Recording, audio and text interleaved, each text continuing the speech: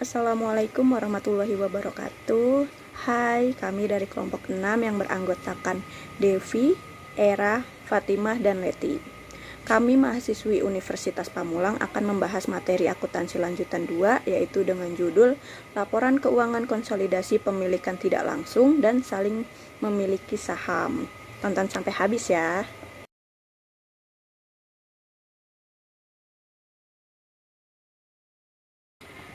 A. Pemilikan tidak langsung. Yang dimaksud dengan pemilikan tidak langsung adalah investasi yang memungkinkan investor untuk mengendalikan atau mempengaruhi secara signifikan perusahaan lain tidak melalui kepemilikan saham langsung, melainkan melalui anak perusahaannya. Struktur indirect holding terdiri dari dua macam, yaitu struktur induk anak cucu dan struktur afiliasi terkoneksi atau afilitas terkait. Berikutnya penjelasan mengenai struktur induk anak cucu. Meskipun kepemilikannya tidak langsung, PTA atas PTC kurang dari 50%, laporan keuangan perusahaan PTC harus masuk ke laporan keuangan konsolidasi PTA. Di dalam indirect holding ini, struktur induk, anak, cucu, dan minoritasnya secara umum tidak langsung mempunyai hak laba bersih perusahaan cucu. Laba bersih adalah persentase kepemilikan minoritas dikali persentase kepemilikan anak terhadap cucu kali laba bersih cucu. C. Struktur afiliasi terkait. Secara tidak langsung, PTA memiliki 80% dikali 40% 32 saham PTC secara tidak langsung, sehingga jumlah saham PTA terhadap PTC sebesar 52% dan PTC harus masuk dalam laporan konsolidasi PTA. Dalam struktur ini, total kepemilikan PTA terhadap PTC harus di atas 50% dan PTA harus mengendalikan PTB 80% dan 40%. D. Hak kontrol yang diperoleh dengan pemilikan tidak langsung. Pertama, pemilikan saham-saham perusahaan anak terjadi sesudah adanya hak kontrol oleh perusahaan induk pada perusahaan subinduk. Kedua, pemilikan saham-saham perusahaan anak terjadi sebelum adanya kontrol oleh perusahaan induk pada perusahaan subinduk. Ketiga, hak kontrol yang diperoleh dengan adanya hubungan afiliasi di antara perusahaan-perusahaan anak. Mutual holding. Mutual holding adalah kepemilikan saham pada suatu perusahaan induk pada perusahaan anak cucunya dan sebaliknya. Pada hubungan ini, laba rugi dan kenaikan atau penurunan saldo laba yang ditahan setiap perusahaan induk atau anak akan saling mempengaruhi satu sama lain. Struktur mutual holding ada dua bentuk. Yang pertama, saham induk dimiliki oleh anak perusahaan. Yang kedua, saham anak dimiliki oleh anak perusahaan lainnya. Perbedaan kepemilikan tidak langsung dan mutual holding.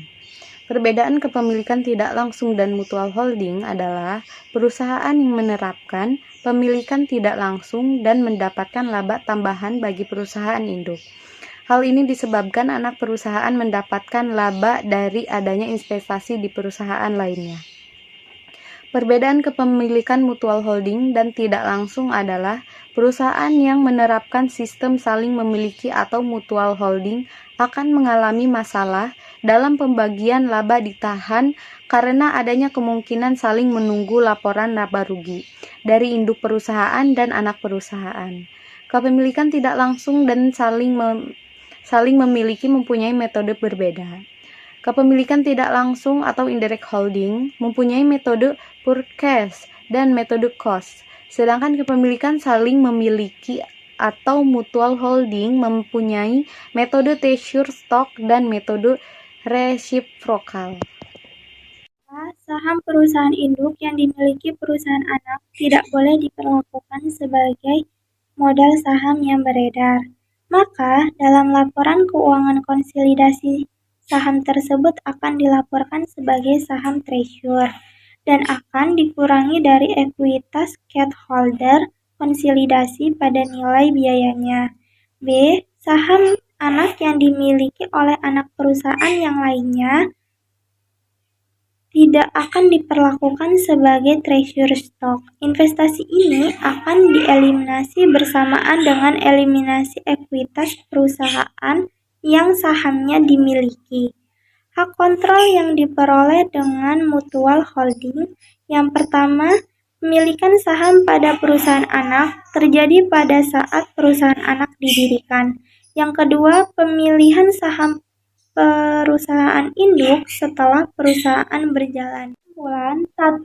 Indirect holding adalah investasi yang memungkinkan investasi untuk mengendalikan atau mempengaruhi secara signifikan perusahaan lain, tidak melalui kepemilikan saham langsung, melainkan melalui anak perusahaannya. Struktur indirect holding terdiri dari dua macam, yaitu struktur induk anak cucu atau father-son-grandson dan struktur afiliasi terkoneksi atau connecting affiliates. Yang kedua, mutual holding adalah kepemilikan saham oleh perusahaan yang berafiliasi. Struktur mutual holding ada dua bentuk, yaitu saham induk dimiliki oleh anak perusahaan dan saham anak dimiliki oleh perusahaan yang lainnya. 3. Dari sudut pandang konsolidasi, saham induk yang dimiliki oleh anak perusahaan tidak termasuk ke dalam saham yang beredar. Oleh karena itu, di dalam laporan keuangan konsolidasi, saham tersebut akan dilaporkan sebagai saham treasury dan akan dikurangkan dari stockholder equity konsolidasi pada nilai biayanya. I ain't here for the money, I ain't